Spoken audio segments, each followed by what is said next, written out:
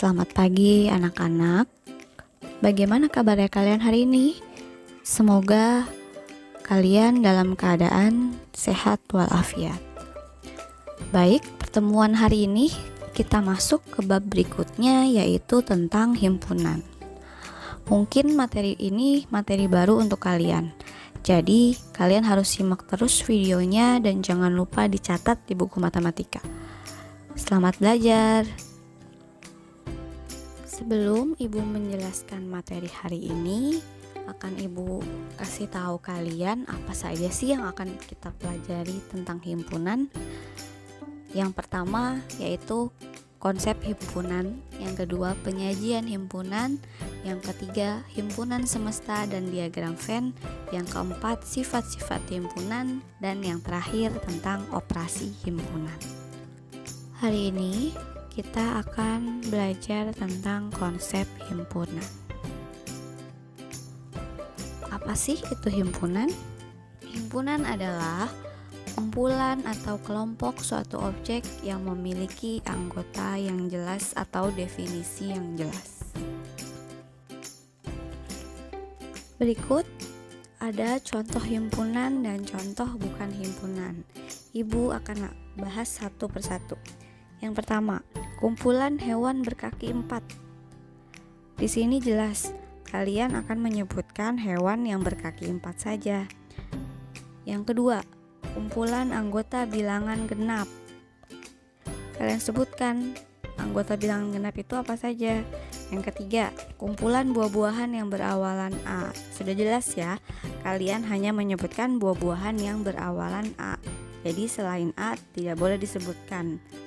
Yang keempat, kumpulan siswa yang tingginya 150 cm. Di sini termasuk himpunan. Kenapa? Karena situ ada keterangannya yang tingginya 150 cm. Berarti kalian hanya mendata siswa yang tingginya 150. Sedangkan di sini ada contoh bukan himpunan. Yang pertama, kumpulan makanan yang lezat. Bagaimana makanan bisa dikatakan lezat? Berarti karena tandanya enak. Tapi setiap orang berbeda-beda menyebutkan makanan itu enak atau tidak. Jadi dia tidak termasuk himpunan. Yang kedua, kumpulan siswa yang cantik.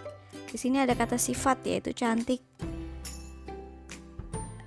Kata sifat tidak bisa dimasukkan ke dalam himpunan. Kenapa?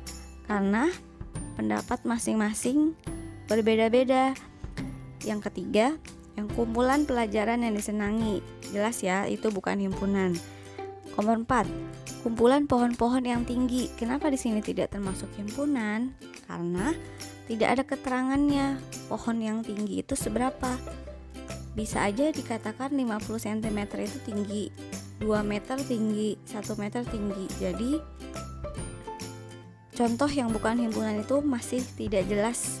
Jadi kita tidak bisa menyebutkan apa itu himpunan. Sudah jelas ya anak-anak? Semoga kalian paham. Selanjutnya, cara menuliskan himpunan jika kalian ingin menyebutkan anggota himpunannya. Yang pertama, nama himpunan dinyatakan dengan huruf besar. Huruf besarnya apa saja dari A sampai Z. Kemudian ditandai dengan kurung kurawal. Yang ketiga, antar anggota himpunan dipisahkan dengan tanda koma. Contoh, di sini ada himpunan A sama dengan tadi kurung kurawal, baru kalian sebutkan anggotanya ayam, burung, bebek, kurung kurawal tutup. Yang kedua, B. Jika kalian suruh menyebutkan anggota bilangan asli, misalkan B sama dengan 1, 2, 3, 4, 5, tutup lagi dengan kurung kurawal. Paham ya? Baik, kita masuk ke anggota dan bukan anggota. Di sini, jika suatu himpunan termasuk anggota, maka disimbolkan dengan huruf seperti huruf E. Sedangkan jika dia bukan termasuk anggota disimbolkan dengan E dicoret. Kita lihat contoh himpunan sayur-sayuran. Yang pertama, bayam anggota himpunan sayur-sayuran, betul? Betul. Jadi penulisannya bayam anggota kita ganti dengan simbol E, himpunan sayur-sayuran. Jadi kalau ada soal ada tulisan E, berarti kita bacanya bayam anggota himpunan sayur-sayuran. Yang kedua, mangga bukan anggota himpunan sayur-sayuran. Bagaimana penulisan dengan simbol? Mangga, E dicoret, himpunan sayur-sayuran. Paham ya? Dihafalkan simbolnya. Demikian pembelajaran hari ini. Semoga kalian paham dengan apa yang telah Ibu sampaikan. Selanjutnya kalian kerjakan tugas, kemudian kirim ke Google Classroom kalian.